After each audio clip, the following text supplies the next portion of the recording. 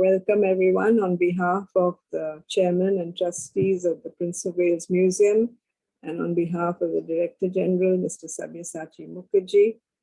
I'd send a warm welcome to all of you and on behalf of all of you here to Professor Ed Hollis. Thank you, Ed, for joining us from Edinburgh. We greatly appreciate this acceptance of our invitation, and we are looking forward to a very interesting talk. Many of us who live in India know a lot about our country, but there are these little known gems which you help us discover. And we're looking forward to hearing about a glass room and an unfinished biography. Rooms tell tales in the past and the present. A few words about our speaker today. Edward Hollis studied architecture at Cambridge and Edinburgh universities and has practiced in Sri Lanka and Edinburgh. Since 1999, he has lectured on interiors and is now Professor of Interior Design at the University of Edinburgh in Scotland. Professor Hollis has worked in the fields of experimental heritage, working with artists and activists and using storytelling to rethink strategies for preserving, reinterpreting, and reusing buildings, all the way from Scotland to West Bengal. He is the author of several books of stories on the subject, including The Secret Lives of Buildings from the Parthenon to Las Vegas in 13 Stories. This was published by Portobello Books in 2009. And The Memory Palace, a book of lost interiors, published in 2013 by the same publisher. Just a few words about what are we exactly going to hear this evening. This talk will tell the story of two such rooms from opposite ends of India that tell contrasting tales at about the same time.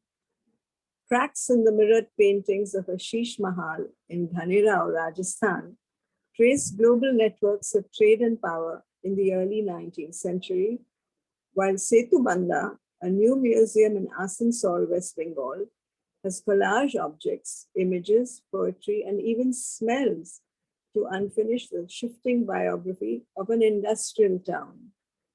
Far from the great museums and institutions which we are familiar with, these little rooms tell us stories and ask questions about what in a changing world museums, institutions, and above all, rooms themselves are and can be and could be and what they do.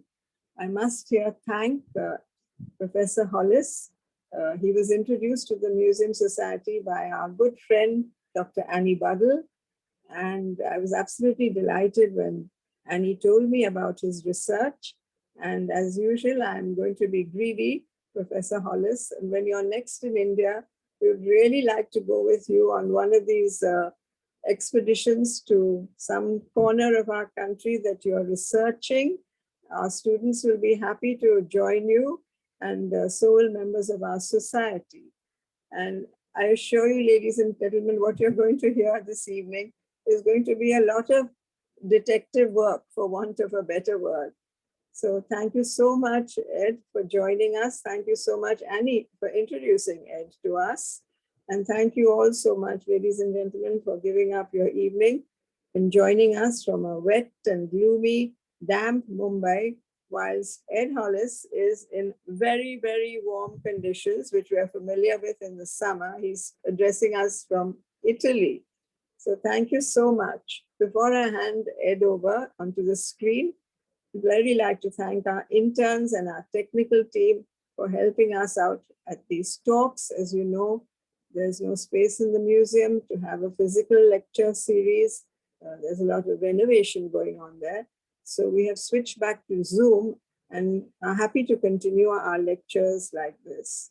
So thank you, tech team. And at the end of the lecture, Professor Dr. Anita Rane Kothari will be extending a vote of thanks, and prior to that, conducting the question answer session. So thank you, Professor Anita, for doing this for us. And ladies and gentlemen, sit back and enjoy what is going to be quite an intriguing story. Asansol I haven't heard, but Ghanerao I have heard about. So over to you, Ed, and welcome once more on behalf of all of us here tonight. And we're looking forward to your talk.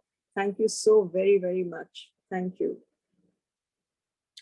Thank you very much, Professor Godrej, and it's a real privilege to be speaking to you all this evening. I'm going to share my screen and get the slideshow coming, and hopefully this will work in a second.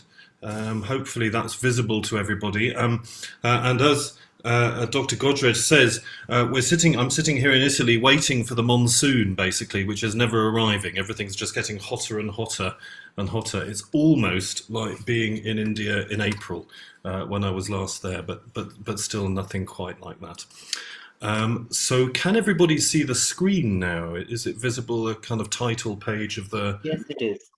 Great. Well, I'll begin. And thank you very much indeed for this opportunity to talk about work that I've been doing with others, and I'll be telling you about them as well as we go in two very distinct parts of India. I've called this talk A Glass Room and an Unfinished Biography because that's what the two rooms I'm going to be telling you about are. But I'm going to start the talk by introducing you to my own practice, or my own kind of history of building stories and some of the implications and opportunities that might have before plunging us into those stories themselves. First of all, tales from a glass room, and secondly, explaining the unfinishing of the biography of a Raj railway town, Asansol in West Bengal. So first to the idea of building stories, and as a brief introduction to my own career, I started as an architect, as has been described, working both in Edinburgh in Scotland and in Sri Lanka for the practice of the architect Geoffrey Barwer there. And while those two places might be very distant from one another, there's one thing that they had in common as architectural practices, was that while I thought that when I grew up and became an architect I was going to spend my time building new buildings, what in fact happened is I discovered that most of what architects do most of the time, certainly where I'm from, is alter existing ones. And that the way that we think about altering existing buildings in Scotland or in India or indeed in other parts of the world is very culturally determined. When I became an academic in 1999, I became fascinated by how we could unpack this idea of how we change and alter buildings. My new job was teaching interior design, which after all is at root the practice of changing buildings which already exist. Interior designers, unlike architects, don't necessarily invent buildings from nothing. They change what's already there. And so my two initial books, The Secret Lives of Buildings and The Memory Palace, a book of lost interiors, were histories of not buildings themselves, but of the act of building alteration, of how our attitudes to the way that we alter things has changed over time. In more recent years, I've taken that thinking back to existing buildings. You can see the kind of concrete one in the middle here, a concrete ruin to the west of Glasgow, and on the right, the glass room, on the left, the room in Asansol, to think about how the way that we tell stories about adaptation in fact models what we do to buildings. So in a sense, form really does follow fiction. The stories we tell ourselves about what we're doing become what we end up doing. So first of all, this principle that in different parts of the world, the way that people understand the alteration of the existing is very, very different. In the West, certainly 20 years ago when I started working as an architect, it was always understood to be incredibly important to distinguish the modern thing one was doing to a building from the existing historic structures that were there. So you can see in this small conversion of a stable that I was working on how the modern insertions of red painted steel and glass block are made very different to what was already there. Whereas on the left, in Sri Lanka working for Geoffrey Bawa, the idea was to make it all look as if everything had always been there. There was no past, there was no present, there was merely a continuum in between them. I like to think of the practice of the adaptation of existing buildings as being rather like the retelling of a fairy tale. I'm sure that most of us live in buildings which are older than we are. And it's very likely that we have no idea who built those buildings or designed them in the first place. They may have been altered so many times from generation to generation that there is no original form left to speak of. And in a sense, every building is a little Red Riding Hood that has been reiterated, retold from generation to generation, altered and preserved with every retelling, meaning something slightly different each time. Conversely, the telling of stories, the telling of folk tales, has its own architecture. There is a whole history of analysing stories and their structures, from the circular tale where the hero starts at home and goes out into the woods, encounters his adventure, meets the challenge, fights the demon, comes home again, and so on, to Freytag's Pyramid, the 19th century dramaturge who describes, in a sense, how we have an experience of a kind of climax of rising action and falling action, working our way towards resolution in stories. So stories in themselves, as these diagrams show, have their own spatial and structural logic. And I'm interested in experimenting with how I can use my architectural intelligence to build stories. Now I want to think about what that might have to do with how we think about museums, interiors, and the relationship between the past and the present. I want to start with this image. It's one that I'm sure those of us who travelled around India looking at heritage sites will have seen many, many, many times. And while we might know these words off by heart, very often in places like this, you will find precious little information about the site itself. You will just, in a sense, receive a message that this site is heritage. It has been set apart from the world, it must be preserved, and you're not allowed to go there. You probably shouldn't be hanging your washing there, for sure. And there is a certain discourse about buildings of the past, that they are precious, that they must be beautiful, that they are fragile, and that we must preserve and venerate them so that they can be inherited by future generations, as Laura Jane Smith, the heritage studies theorist, states here. And in this context, we assume that all those beautiful places or things are already out there, just waiting to be found. But as Jorge Otero-Pylos writes here in terms of experimental preservation, there is, in fact, a way in which preservationists, conservationists, people who deal with historic objects and things make choices about what to preserve or what not to preserve, how to preserve things or how not to preserve them. And in that sense, they aren't just looking after what already exists, they are creating what already exists from the present into the future.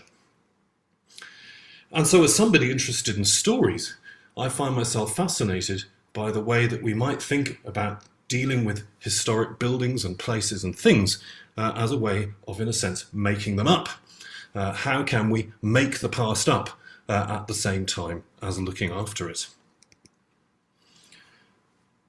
So to turn more particularly to both interiors and museums, I thought it might be interesting to think about in the context of a classical 19th century museum, in origin anyway, like the CSMVS. Here are some images of the British Museum, more or less contemporary with the foundation of that institution, and to think about museums and their interiors as particular kind of rooms, rooms which might be treasuries, rooms where we store things. We try and store things safely behind glass so that nobody can touch them. Why do we do this? Because we want to gather all the objects of the world together so that we can study them scientifically, we can classify them, we can document them. The museum and its interiors are very large scientific instruments. But of course, at the same time, they are also spectacles. The reason for a 19th century citizen to visit the British Museum was as much to marvel at what could be gathered in one place and to look at other people, of course, looking at these things, as it was to do with the preservation or study of the objects themselves. And that means that the interior of the museum is, in some sense, a forum, a place where people meet to look at each other, to speak to one another, as well as to look at the objects, and thereby to debate or think about who they are. In more recent years, and particularly in places like the UK, lots of those aspects of a museum have come to the fore in a world where we might be talking about post-colonial restitution. For example, a museum becomes a place where people reflect on how and why did these objects arrive here and what are they doing here. And in some intriguing situations, that begins to change the way that things are curated. This exhibit is a result of the Black Lives Matter demonstrations in 2020 in the UK. It's a statue of Edward Colston, who was simultaneously a great benefactor to the city of Bristol and a major slave trader. The statue was toppled in riots, and rather than put it back on the plinth where it had come from or leaving it in the water where it had been thrown, the idea was to curate and display it in the museum, illustrated, captioned, not by a label explaining what it was, but by a question. What did you feel when Edward Colston's statue was cast down, was toppled? And so, in a sense, the thing that the museum is commemorating is not the statue itself. The thing it's preserving is the moment of the toppling, the events of 2020, as much as the events of the late 19th century when the statue was put there, or indeed of the 17th century when Colston plied his own trade. And so I guess where this takes us is to the idea of rooms, interiors, and in particular rooms from the past, as things which first of all tell stories, and are stories which are told in the way that we decide to look after these rooms, in the way that we think about what to do with them. We are, in a sense, deciding what stories to tell and how to tell them. And at the same time, every room is a treasury containing its contents.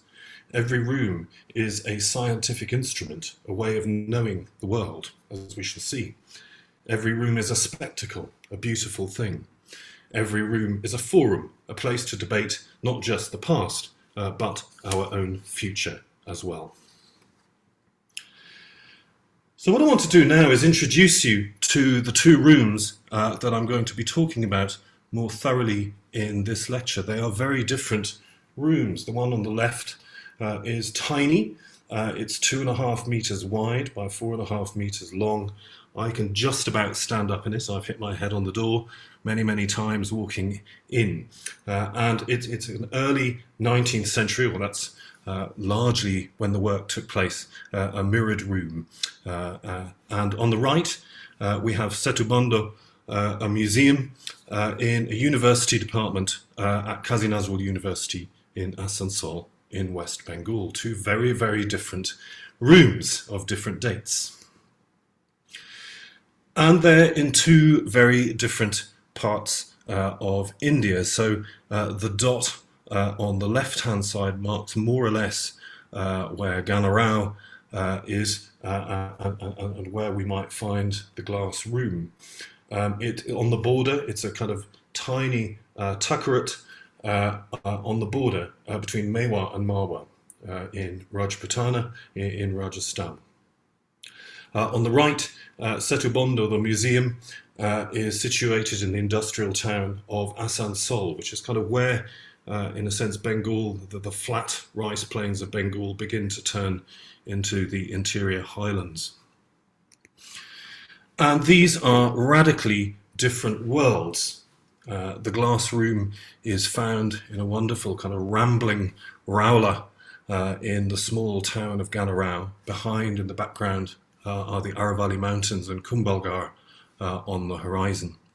And on the other hand, upside down, you can see here is the very different landscape of Asansol, and in particular the village of Narankuri here, created by open cast mining over the past nearly 2 centuries now. So these 2 rooms, situated in different places, in a sense, talk about and address 2 very, very different worlds indeed, which also represent very different relationships, as we shall see, with the past. So I'm going to start telling you about the glass room.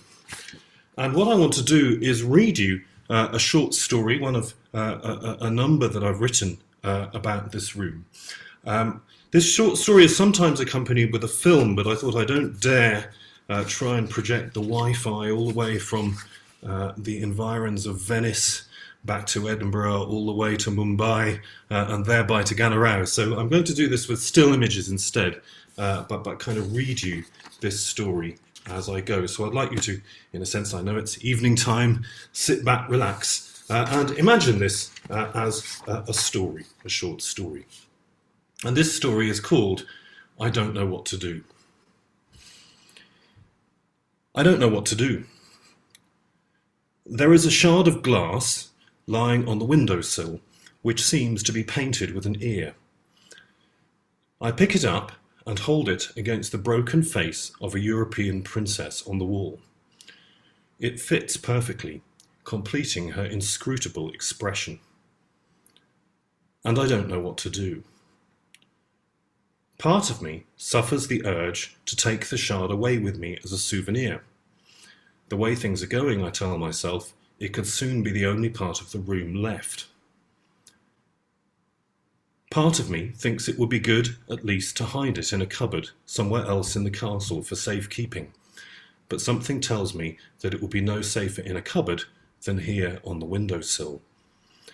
And so there's a third option, to do nothing. Besides, I'm too filthy to be touching this precious jewel.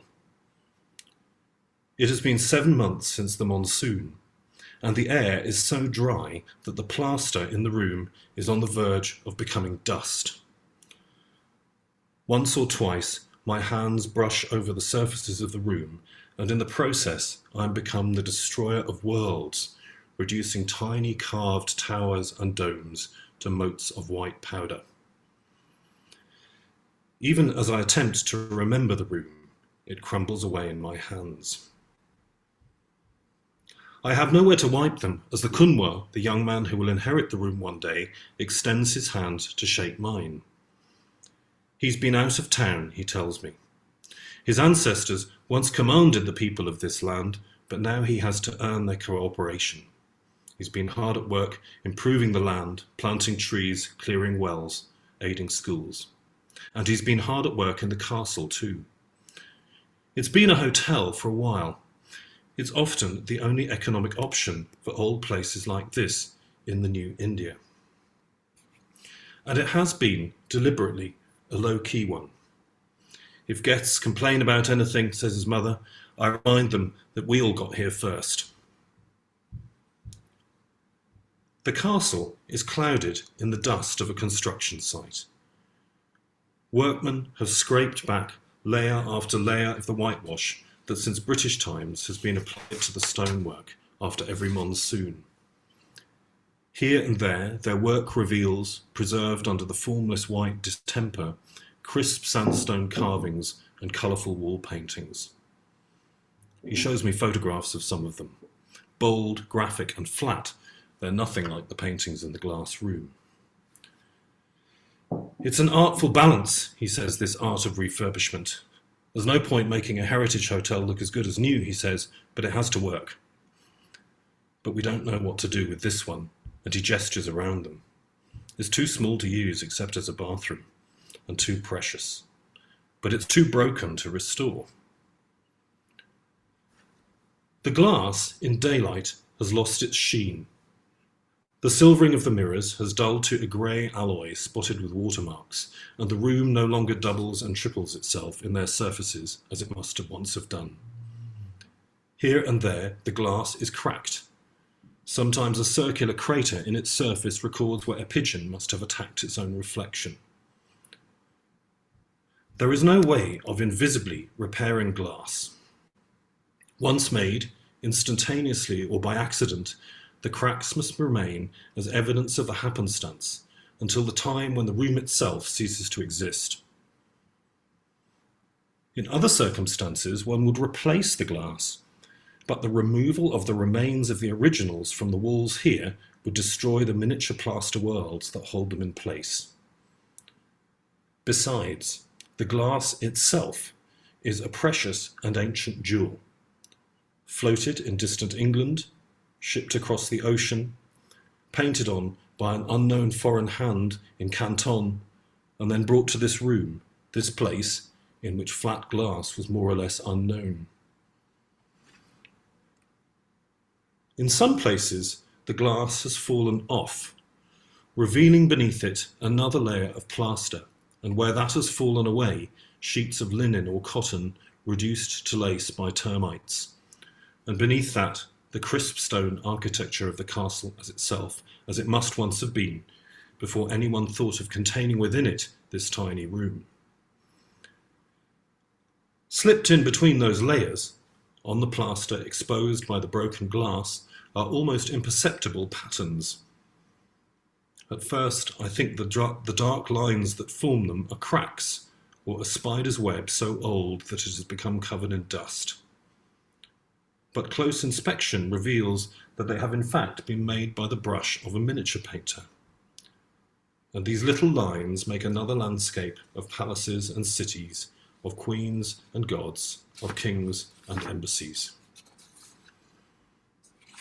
There's nothing unusual in that. This is something that happens in every interior. Scrape back the paint or the wallpaper and you'll find another layer, and another and another. Every room is a composite of all the rooms that it has ever been. But there's something different going on here. For here, in that once hidden layer, only the lines of initial sketches are present. They form not just the ruins of an interior that has disappeared, but the ruins of one that was never completed and was covered up. I look at the couloir. I don't know, he says. I don't know what happened, and now we don't know what to do. Neither do I. Do nothing, and the room will shatter and crumble. Restore it, and that whole hidden world that might have been disappears forever. Preserve it as it is, for what? And so the young man moves on to the next project, and I look down, and I remember that I'm holding the shard of glass in my hands. The glass of the portrait that is still on the wall has bowed slightly, and so I slip the painted shard into the little gap that has opened up behind it. One day, perhaps, someone will know what to do with it, but not yet. So what have I been doing? What have I been trying to find out what to do in this situation, in a sense of not knowing what to do with a room like this glass room? So over the last, I started doing this in 2019, just before COVID, and the process has been continuing when I was able to return to India this spring, was quite simply to survey and measure this room. Of course, this is a hand process. I decided not to scan the room and get a machine to do it unless I worked out how to do it myself. So I undertook a whole series of survey drawings and then converted them into AutoCAD, into computer drawings. And at the same time undertook a photographic survey of the room. And as you can just about see here, that involved standing back from the walls, the surfaces of the room, to take images of it, but also zooming in to little details, which you can see, for example, in the bottom left-hand side of the image here. And this is a painstaking process. As we'll see, there are lots of surfaces on the inside of this room. But in a sense, it was the best excuse ever just to spend time there. Is that cheating to say I wanted to spend lots of time measuring this room so that I would be sitting in the room? Because it was only when I was sitting in the room, measuring it on my hands and knees on the floor, that the family and the household of Ghanerao came in to speak to me. And it's delightful to see some of you tuned in today as well. Thank you very much for being here and for the opportunity to study this room. And it's those conversations that we had while we were examining some of the tiny, extraordinary little worlds, I'll show you in a second, inside this room, that really began to bring it to life. So it's not just the big picture, but putting that big picture together as a series of files in Photoshop here, those very close-up photographs that really began to open up what it was like. And what you can see down the right-hand side here are names of the different files where I've been adding images to the armature created by the drawings. So there might be tales of Krishna. Krishna appears hundreds and hundreds of times in this room, and it turns out there's an ancient family link through Mirabai, the saint poet, to the family of Ghanerao, to this clan, and also thereby here. And it helps us think about what this room might have been used for. Certainly part of it, anyway, was used as a small domestic chapel. But there are other stories going on as well. Here are, and these figures that you're seeing on the screen are probably still about 4 times the size they are in real life. These intriguing figures with their red coats and their white breeches marching across the landscape. Often there are bullocks following them carrying cannon. They're riding Western carriages and gigs, for example, to move across the landscape. And it turns out that if we look at accounts of Ghanerao, certainly one of the very few English accounts written of Ghanerao describes how the adventurer James Todd, acting as a kind of agent for the East India Company in Rajputana in the 1810s and 1820s, visits this place and meets Ajit Singh, the Thakur of Ghanerao, who and they speak together outside the castle, though due to a whole kind of very complex diplomatic game he's playing between Mewar and Marwar, he can't possibly accept an invitation to go inside, so he could never have seen this glass room, but he may well have ended up in it, in image. And then built into this room are these very, very curious portraits. This one I looked at, certainly thought this is an awfully unusual image on the wall, and it was only in late 2021 in lockdown that my friend, the researcher Anne-Marie Bannister, pointed out the similarity between this image and portraits of Prince Regent of Britain, who went on to become George IV of Britain. And not only that, but George IV, or the Prince of Wales, as he then was, the Prince Regent, as Grand Master of the Order of Freemasonry. And it turns out, and we kept on finding them extraordinarily, the more you look, these crop up everywhere. There's one in Bhuj, for example, in the Aina Mahal. There is one hanging in the Lever Museum in Liverpool. There's one in Freemasons Hall in London. They're all painted on glass. They are all painted by Chinese artists, either resident in Canton or in Western India, and were all part of an enormous trade that took glass from Europe to Eastern Asia, tea, spices on the way back. And particularly in Western India, there became a whole tradition of collecting these glass portraits of European dignitaries in very much the same way that Europeans at the same time were collecting Oriental objects. It's no coincidence, perhaps, that the Prince Regent, who we see here, is the same Prince Regent who built the Brighton Pavilion on the south coast of England as an imitation of a Mughal palace.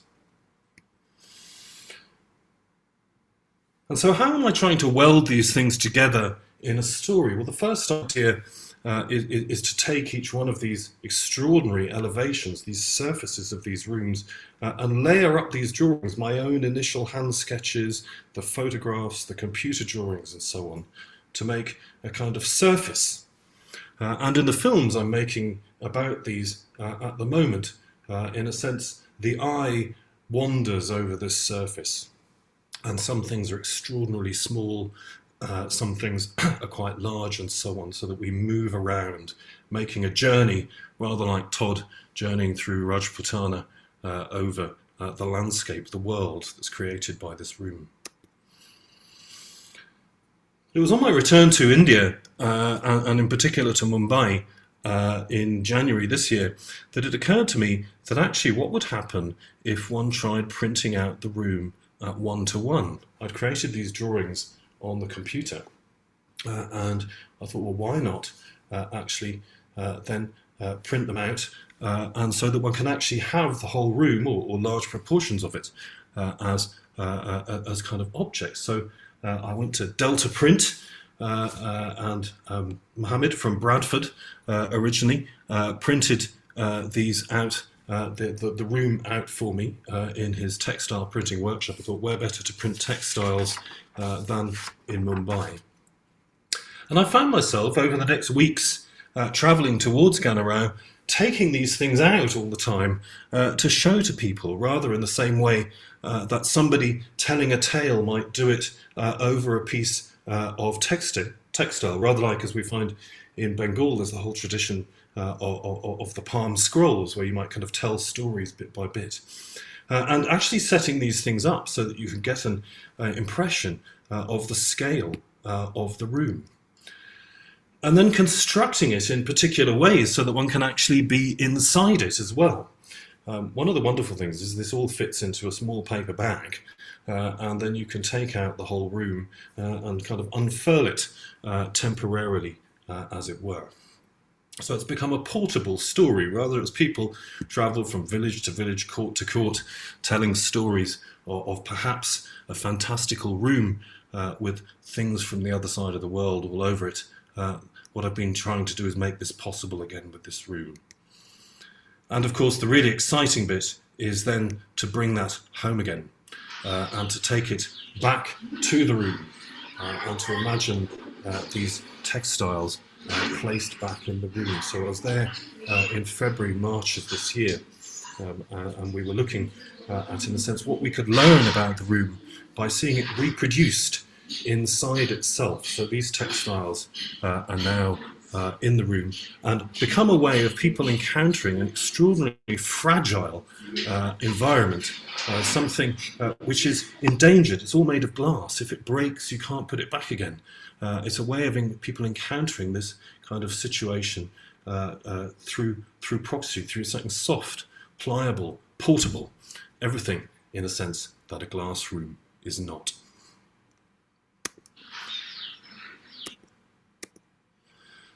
What I'm now going to do is transport us to a very, very different world. So we've, in a sense, encountered this extraordinary world of the Prince Regent and 18th and early 19th century Thakur caught between two kingdoms, Cantonese painters on glass, and so on. And in a sense, now I want to, in a sense, partly temporarily shift forwards about 20 years and shift ourselves to the other side of the country. And in talking about this, I really need to acknowledge the extraordinary generosity in time and vision of three people who I've been working with. Dr. Santanu Banerjee of Qazi Nazrul Islam University in Asansol, and Hemanta Mondal and Suvajit Chatterjee, who are two graduates of that university, but also school teachers in Asansol. And 5 or 6 years ago, they got in touch with me out of the blue. And they said, could you please go and look something up for us? We want to know more about somebody called George Turnbull. And what did they want to know about George Turnbull? They said, George Turnbull is the reason our town, the town of Asansol, exists. And I said, well, I'll see what I can find. So I went to the National Library of Scotland down the road and discovered the autobiography of George Turnbull, who was born in Perthshire, about 30 miles to the north of the city of Edinburgh, and came to the University of Edinburgh in the 1820s, where his wealthy uncle, who worked for the British East India Company, would meet him, and they'd go out for dinner and they'd talk about future prospects. And he said, why don't you try this new thing called engineering? I've heard it's very modern, you might do well with that. And they all fell about laughing, but he did. Turnbull became a railway engineer. And then the uncle said, well, I've heard of this newfangled technology called the railway. Don't you think we should set that up in India? And George and his uncle fell about laughing, saying, no, that'll never happen. And yet, thus it came to pass. So in the early 1850s, Turnbull arrives in Calcutta and begins building the railway inland. He spends most of the 1850s and the early 1860s doing this, getting the railway as far as Benares, where in Princeps Theatre in the cantonment they have a great big banquet, and then he comes back to Britain. And George Turnbull's diary, I thought was kind of one of the curious dynamics here, is that here I was being asked by people in a town in Bengal to find out about their history on their behalf, because texts like this were things to which they would have had no access. There is no autobiography of George Turnbull to be found in the almost non-existent libraries of Asansol. This is a landscape that has been industrialised for at least as long as the industrial landscapes of Britain have been industrialised. It's a landscape of open-cast mining, of large-scale steelworks, and the railway, and so on. This is the house of Prince Dwarkanath Tagore, the great Jamindar who set up one of the earliest coal mines in the village of Narayankuri, on the outskirts of which this is, and was, of course, the the grandfather of Rabindranath and the subsequent dynasty. He was also the first Indian to be made a citizen of Edinburgh, where I work and live at the moment, and travelled to Scotland to holiday with Queen Victoria, and never returned back to India in the 1840s. So this is a place which has lived with change for centuries, ceaseless change, by which I mean entire valleys can appear in weeks, mountains can disappear, forests be cut down, rivers diverted, and so on. This is a landscape which is in a situation of perpetual change. And that means that the way that the past is preserved or lives in this place is very contingent. These are manuscripts of the great poet Jagatram Roy in his Bengali Ramayana, written at the end of the 18th century, preserved by his family in a cupboard in their village of Valui.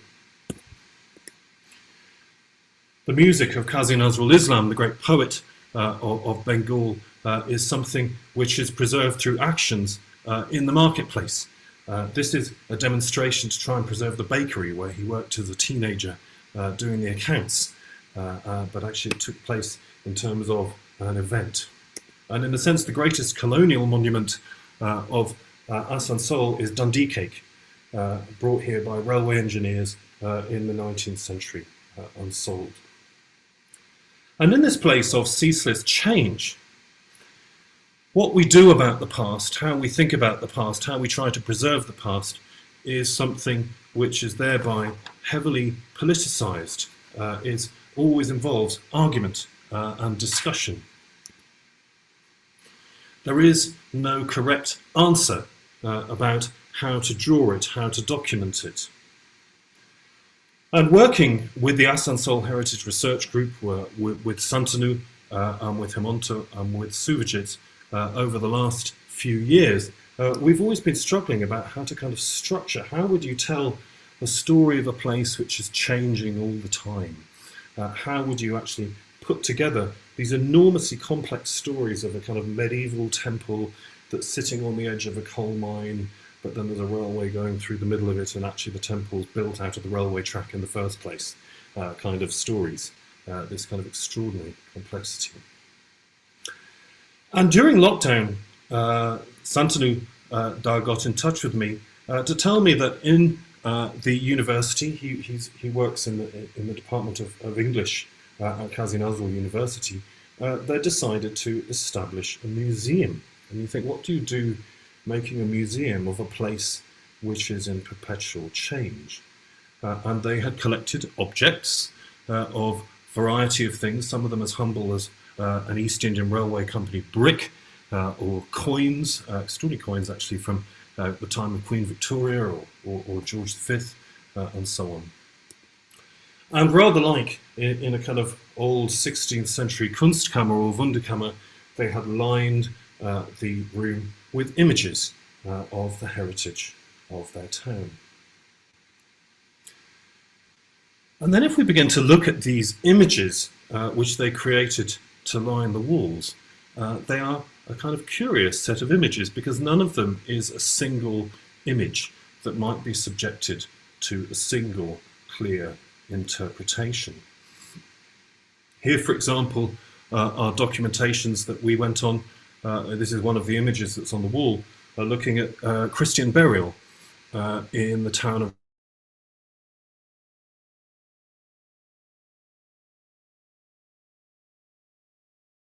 Lister, or these sort of old Scottish or Methodist graves of people who've been working in industry who've gone out there. But there are also extraordinary things like the parish register, and the kind of what you can see is that everyone in the register is either called Christian or Bowery, which tells you something about why they are being buried under the Christian rite in this town. They are so disenfranchised that Christianity is the only way out. Their average age of death is 20, their average cause of death is TB or cholera, and so on. You begin to see the stories that are being told. But these images that are on the wall of the museum document as much the process of finding these things out as what has been found out. This isn't just a place of answers, but it's a place of trying to document the process of celebrating and finding out about the history of this town. And then the university asked the group for captions for these images, because they had refrained from providing any captions, and this is what Santanu sent them. A world full of magic things. And each one of these images is captioned not with something informative that will describe to you scientifically what's there, but instead a quotation or a phrase from the Irish poet W.B. Yeats.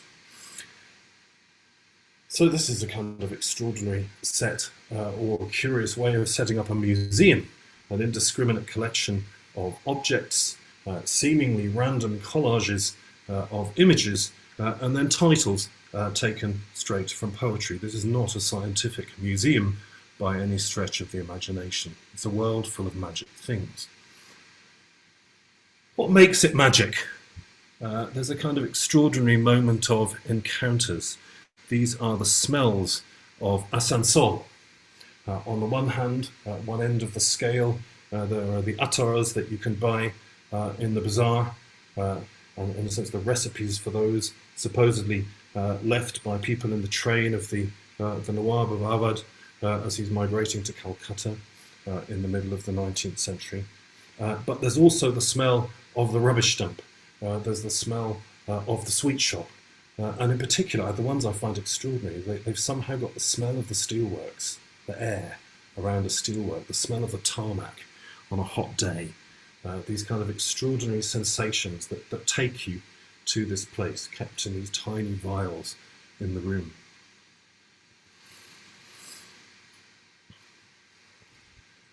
So what is at play here? Well, I've been discussing this with my partners there, and I suppose, first of all, this question of the images and the lines of Yeats, and the idea that actually kind of why Yeats first of all, and this is people from a school or a department of English in the university.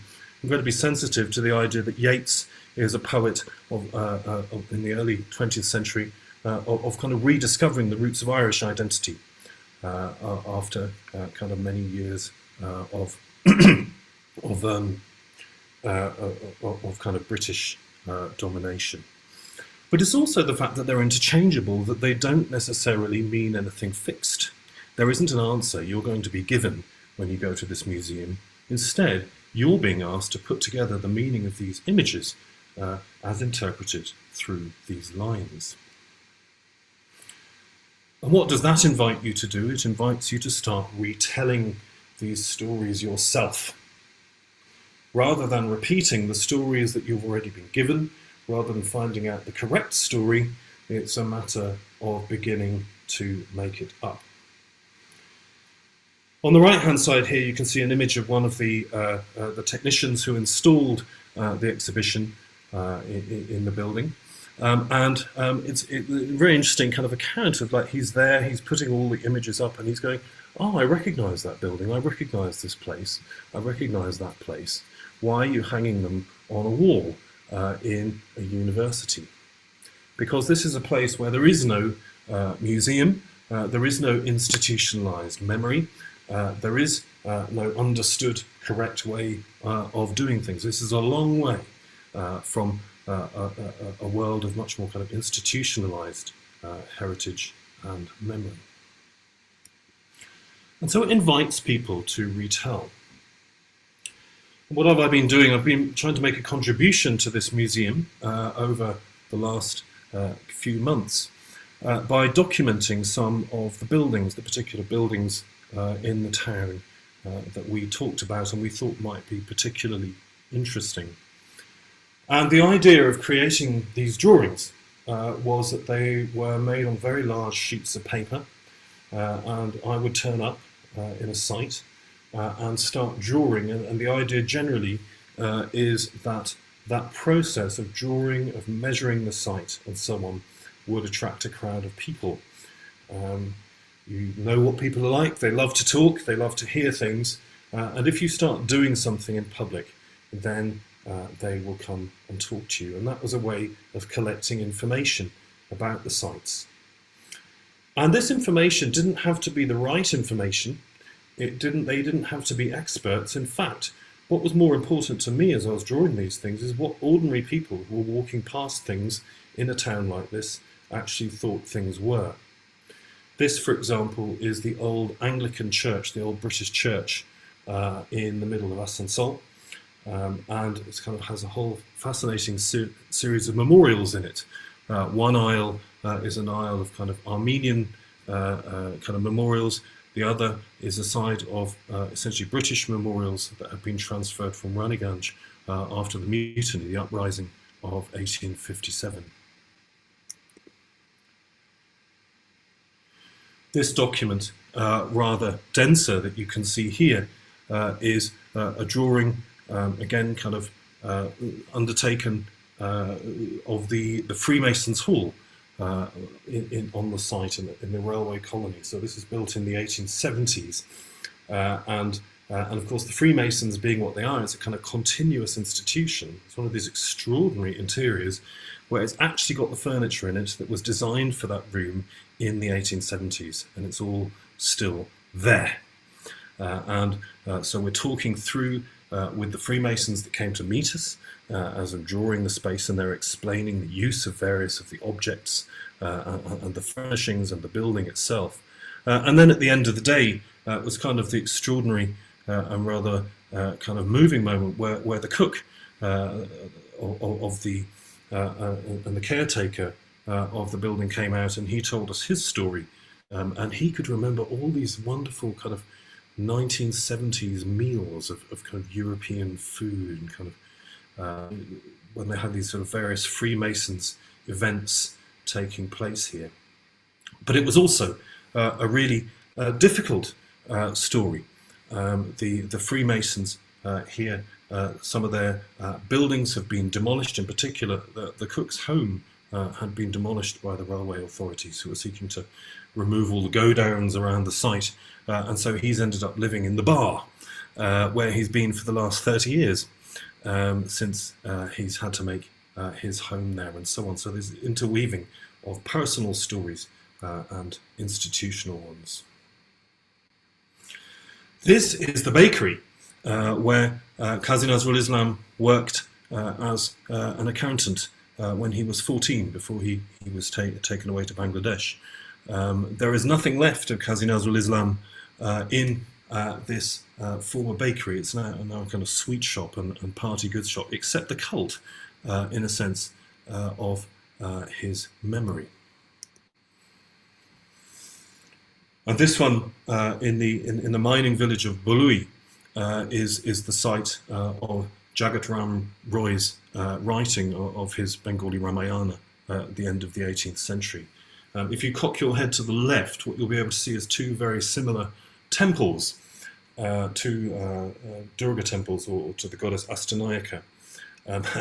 The result of a family dispute at some point in the late 18th century, and quite what the family dispute was about remained not unclear, but retold in different ways by every member of the family who told us the story. So there's a kind of fascinating Brothers Grimm-like trying to collect the different stories about why did Jagatram Roy build this temple on the right next to the temple on the left. Was it because he had been away bathing? Was it because he had been at the court of the king?